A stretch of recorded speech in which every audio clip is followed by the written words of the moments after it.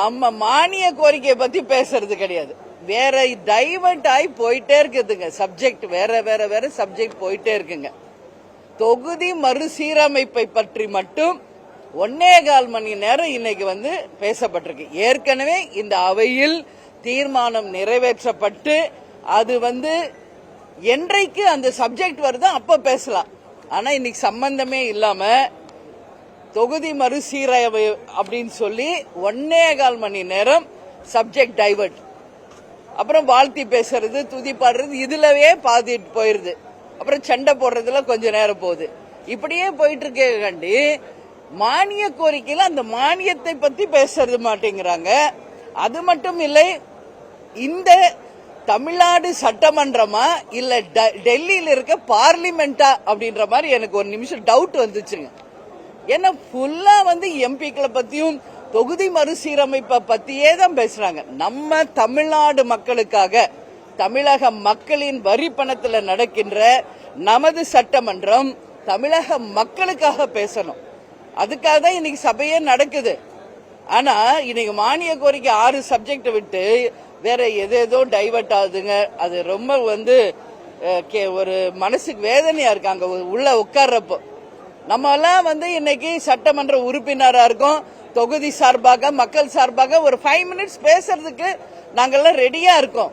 But அதுக்கு வாய்ப்பே இல்லை. அதர் சப்ஜெக்ட் பேசுறவங்களுக்கு தான் அதிகமா வாய்ப்பு இருக்கே ஒழிய மக்கள் பிரச்சனையோ தொகுதி பிரச்சனையோ தமிழ்நாட்டின் பிரச்சனையோ நம்ம பேசணும் அப்படின்னு நினைச்சா அதுக்கு வாய்ப்பு மிக மிக குறைவாக தான் கிடைக்குது. இது உண்மையிலேயே அவைத்தலைவர் கவனத்துல எடுத்துக்கணும். இப்ப வரும்போது கூட அவர்கிட்ட கேட்டுதான் வந்தேன். அண்ணா 2 மணிக்கு முடிக்கிற நீங்க என்ன செய்யறது, எக்ஸ்டர்ன் ஆகி போகுதுன்றாரு.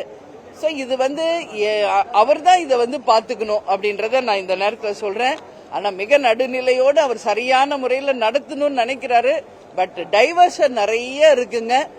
அதனால அந்தந்த துறை சார்ந்த அமைச்சர்கள் அந்தந்த துறைக்கு பதில் சொன்னா நல்லா இருக்கும். ஆனா எல்லா துறைக்குமே ஒருத்தர் 2 பேர் தாங்க அமைச்சர்களே பேசுறாங்க. அதனாலதான் இவ்வளவு தூரம் டைவர்ட் ஆகுது. உதாரணத்துக்கு சொல்ல போனா விளையாட்டுத்துறை அமைச்சர் ஆதவ் அர்ஜுன், அவர் விளையாட்டுத்துறையை மட்டும் பேசினா மற்ற அமைச்சர்களுக்கு வாய்ப்பு கிடைக்கும். நம்ம ஃபாஸ்டா முடிக்கலாம். ஆனா எல்லா பிரச்சனைக்கும் ஆதவ் அர்ஜுன் தான் பதில் சொல்றாரு. இன்னைக்கு எதை பத்தி சொன்னாலும் அவரே பாதி நேரம் அவரே பேசுறதுனாலதான் சப்ஜெக்டும் டைவர்ட் ஆகுது, டைமும் ரொம்ப வலிக்குது. இதுதான் உண்மை நிலை. இதை நான் அமைச்சர்ட்டையும் நான் நேரா பாக்குற போது நான் சொல்லுவேன். அதனால இன்னைக்கு மெயினா மின்சாரத்துறை தமிழ்நாட்டுக்கு மிக முக்கியம் மானிய கோரிக்கையில. அந்த வகையில பார்த்தா என் தொகுதியில இன்னைக்கு NLCல இருந்து மின்சாரம் தயாரிக்கிறோம்.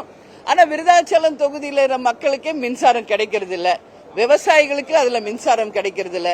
அதனால உடனடியாக நிச்சயமாக அந்த NLCல இருந்து வருகின்ற அந்த மின்சாரம் தொகுதி மக்களுக்கும் விவசாயத்திற்கும் நிச்சயம் கிடைக்கணும்ன்றது என்னுடைய கோரிக்கை.